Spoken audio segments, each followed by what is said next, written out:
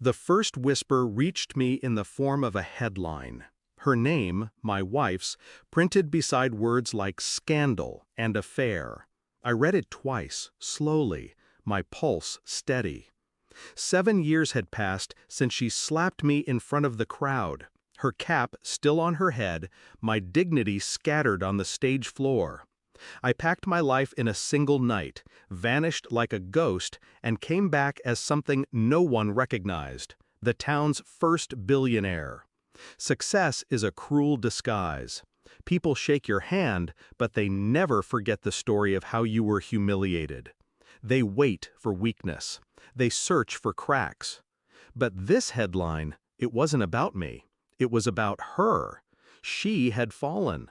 And for the first time in years, I felt something close to satisfaction.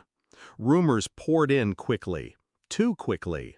Her affair with a married professor, the divorce that followed, the custody battle she was losing. Everyone who once clapped when she slapped me was now whispering about her downfall. But whispers weren't enough. I needed facts. I needed truth I could hold in my hands, cold and undeniable. So I read court filings, hired quiet investigators, followed trails of emails, bank transfers, recordings. The picture sharpened, a woman unraveling, affairs stacked on top of lies, debts hidden in accounts she thought no one would find. The betrayal I had buried 7 years ago wasn't a single moment. It was a habit, a reflex. She had been unfaithful long before her public strike. And after I vanished, she kept feeding that hunger until it consumed her. I didn't feel rage, not anymore.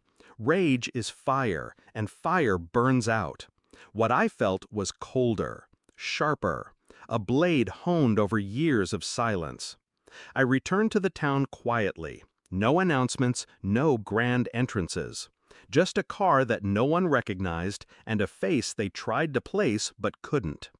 I went to the places where her name had once been spoken with reverence. The university, the courthouse, the house she once mocked me for being unable to afford. All gone.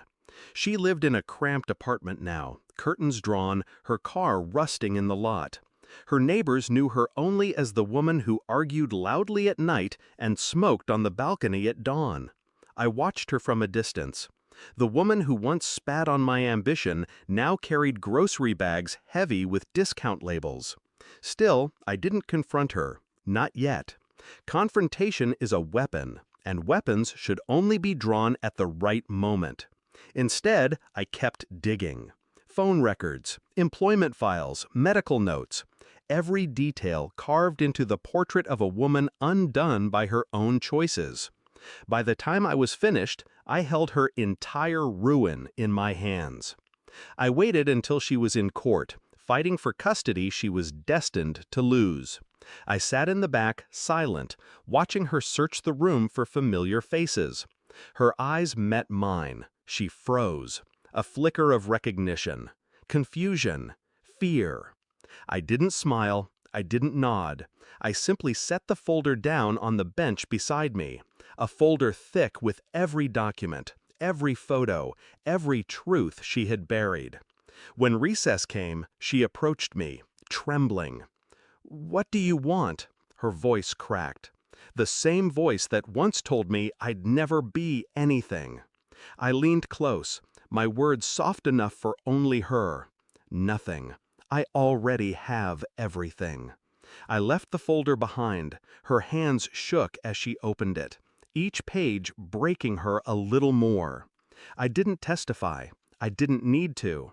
The evidence was enough. The court saw it. Her ex-husband's lawyers devoured it. By the time the gavel struck, she had lost custody, her job, and her last shred of dignity. Outside, she found me by the courthouse steps. Her face was pale, her words desperate. "You ruined me!" I looked at her the way you look at a stranger on the street, calm, detached.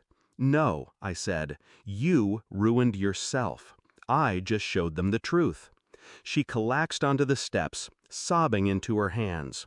I walked past her, the crowd parting around me.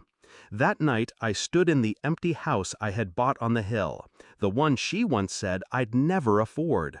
The lights of the town spread below like a quiet battlefield.